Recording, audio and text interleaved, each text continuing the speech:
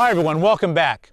Before we go into today's video, I want to give my sincere thanks to Jamie at Enigmatic Nomadic for his hard work in the production of this video. He was either the cameraman, the editor, or appears in it. Whichever one it is, or all three, thank you so much, James. And everyone, please go to his channel and support him, because he works tremendously hard for our community and deserves our full support. Now, let's watch the video. We shot the video, then I realized I've been calling this a clevis pin, when in fact it's a D-ring. And if you look at it, it looks just like a D. So this is a D-ring, and we'll correct that every time I say it wrong through the video. But these are still two things you need to have with you. Today's video is going to be all about being safe in the National Forest. You know, I love camping in the National Forest. There's nothing I'd rather do, and I do it a lot. It's quiet and calm and beautiful. But what it does do every so often is rain. And sometimes it rains really hard and torrentially. And the soil, we're in northern Arizona, and most of the Southwest is like this. Once it rains, a torrential rain, the soil doesn't absorb the water, and as you can see, it just pools up and makes ruts. My plan is, whenever we're going to get a torrential rain, is have enough supplies on hand and set it out. The sun's out now, and it's going to dry fast. In fact, when I walk up and down the road, it's remarkable how fast it's dried. But a big puddle like this is not going to dry fast. This is going to take 2 or 3 days to be good and passable. So my plan is just to sit tight and not go out if I can possibly avoid it. Or, if it looks like this, to find a way around it in the woods. And in this particular case, there is a good way around it. You wouldn't have to ever be in this water. But I have a good friend, Al, who was going into town today, and he decided not to go all the way around. In fact, he decided to kind of cut through it. And so here we are. We are now stuck in the mud. So Al, come on over and tell us about your situation and how you got here. Okay, well, we had kind of walked this road earlier and saw it was passable in most places, and we talked about this spot and how you could probably go around out over there and come back around the other side here. But as I approached it, I foolishly thought, I could straddle this. But once I got up on the the higher part, those are kind of slippery too, and I slipped off of the high part, and I'm in here, and I don't have big fancy off-road tires or anything like that, so I just spin here in the water. Live and learn. That's what we do out here. Every day is a learning experience. So we're going to get him out. This video is going to be primarily about how to avoid the getting stuck, which is basically to not go in the water in the first place. And then, if you are, how to get out. Could be fun, could be an adventure, could be dirty and muddy. But we'll just get the dirty deed done. So now, and also let me say in Al's defense that just this morning, this last summer, I was in the Black Hills of South Dakota and faced the exact same situation. Got in a rush, said I can straddle puddles. Going along, I probably went half a mile, came to a steep spot, slid right off in and was stuck. So you're not alone, Al. I've been here and done this. Well, and also it's lucky today I was literally not alone. Right. That I had you to come and help. Right. So, and that's what we do. We help each other out here. So let's get Al out of this muddy spot. You got to find a place to attach it which won't tear it apart. With a van with a steel frame, it's going to be pretty easy to find a place we think is safe. If you've got a little car with a unitized body and there's no place, it can be difficult, which is one reason why you shouldn't be out here with a car. Most of your cars have 2 tabs that were used to anchor it in transport. Oh. So front and rear, there's usually 2 steel tabs hanging down. Oh, okay. I didn't know it. Now we know. To look for those. Let me see the end of it. Which you might want to loop it through and go through the loop. Yeah, let me see where I can go.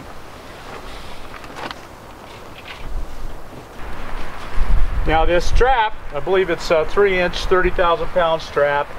We'll put a link to it on the description on Amazon. And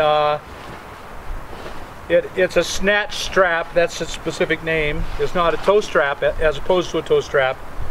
Toe straps don't stretch. They're not intended to stretch. A snatch strap is intended to have some give to it. And actually, so what I'm going to do is we'll back out. I'll get it tense, and then we will, at the outer end, I'll get a slight running start, and he'll pop. Rather than just slowly try to tow him out, we're going to have a little bit of a pop. And the stretch in the snatch strap will absorb some of the blow of the pop. That's the goal. And it also, because it has a little give, it's less inclined to break. Whereas a toe strap, if you give it a little pop, they can break.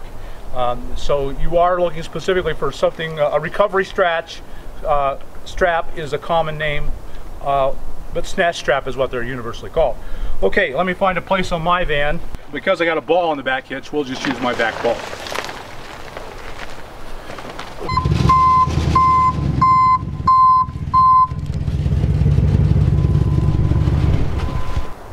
And so you can see down here we've just looped through. These have loops at the end, which is why you either have to find a place you can loop through or have a clevis hook like I have.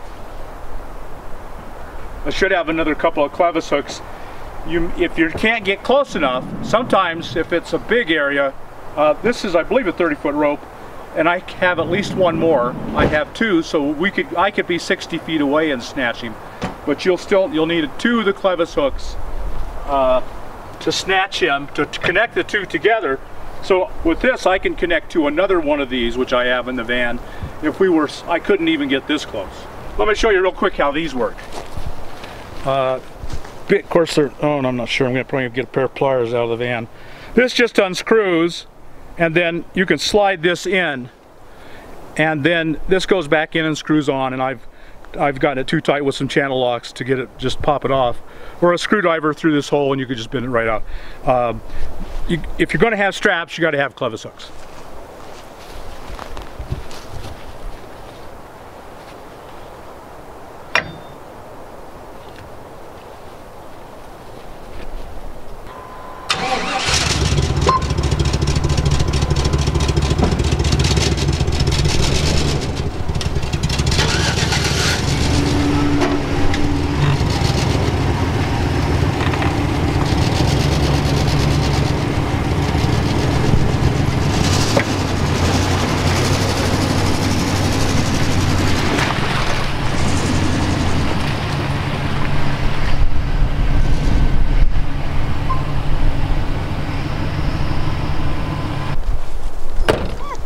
Ta-da!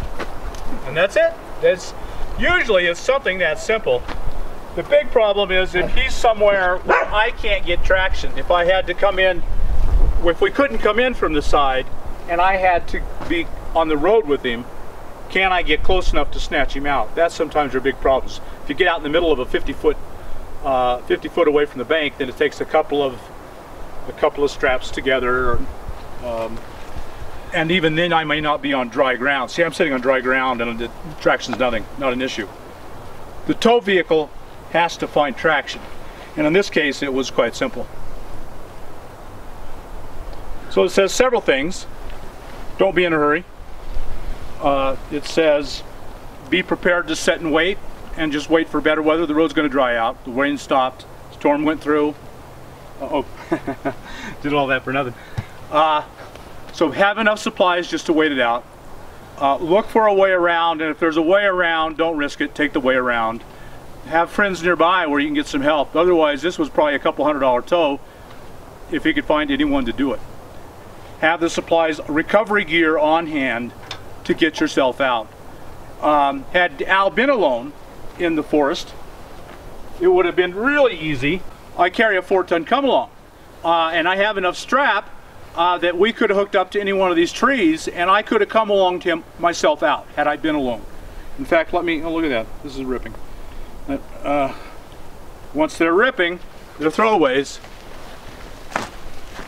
And that's just life. You know, we had to go, and that's one of the reasons you want to have if you possible, you want to have a place where you go over and not loop through. When we looped through, it caught on something and that ripped it. And now I'll throw this away. I won't bet my life on it again. If these break, Well, you pop a little on it, and that's when all the pressure is. They go flying and they're missiles. You don't want to be anywhere near. So neither of us were in danger because we were in our vans. But if you're watching somebody helping, don't assume this will break every time, and don't be anywhere near it because it becomes a deadly missile. With my come along, it'll be slow, it'll be tedious, but I'll save 200 bucks on a tow. Let me show you a come along. We won't put it in action because we don't need to here, but at least you'll know what I'm talking about when I say a come along. Let me get that. Now we're going to show you how, if you were alone, which is probably going to be the case most of the times, how you're going to get yourself out in a forest. There's forests, there's always trees. In the desert, it's a whole nother ball game because there's nothing to grab onto. You're digging a hole, burying a spare tire. Lots of work, lots of no fun. If you're 100 miles from the middle of nowhere and it's going to be a $1,000 tow bill, you dig the hole, you put your spare in it, you cover it back up, you pull yourself out. Now with a tree, you could just go with a cable around the tree, but that'll kill the tree, or really damage the tree. So I've taken a strap and I've wrapped it around the tree, and now I'm going to attach this so when I pull, I'm not going to damage the tree, and that's important. This is a 4-ton come along. I'll put a link on it to Amazon. You saw how we put the pin, I think this is actually a clevis or something, we're not sure, through, and now the tack can't come off, can't possibly come off. I have more straps. I'm not going to get them out because we're not actually using them. I think this has like 15 or 20 feet of cable, which isn't going to be usually enough. And so I have a total of 90 feet of straps with me, and with the cable that comes with it, I can probably get myself out of nearly any situation. And it's just as simple as running your cables out, hooking up to your van in any way you can. In my case, because I have, let me get my fingers out of the way, because I have a hitch front and back, that will just snap right onto the ring where you put your safety pins. So I don't have to worry about that. The advantage of having a receiver front and rear. And then to make it work, you see it's freewheeling now. It's not grabbing, it's not pulling. And you throw this switch, and now it's just, I just crank it, keep cranking it, and every time the van's coming closer. And I got about 20 feet of cable, 15, 20 feet, I don't know exactly. That will pull it 15, 20 feet. And then if that's not enough, then you'll have to unrelease it, stretch the cable, shorten your line, and do it again. It's time consuming. This might take you a couple hours, but you're out. And if you're in the middle of nowhere, you've saved yourself hundreds of dollars in a tow bill. And I know it takes some space, it takes some room, weight in the van. I carry recovery gear because I live out here. I live out in the desert, I live in the forest all the time. And I want to be ready to get myself out if I get stuck. And you can too. This stuff, none of this stuff's all that expensive. $100 will get you set up to get yourself out of nearly any situation. And we'll have the links in on the bottom, and you can take a look at them there. So I hope that helps you. Maybe get you a little repaired to recover yourself out of a nasty spot. Okay, thanks. We'll see you next time. And be sure to do what? Subscribe to the channel and like us on YouTube. That'll make us all happy. All right, so we'll talk to you later.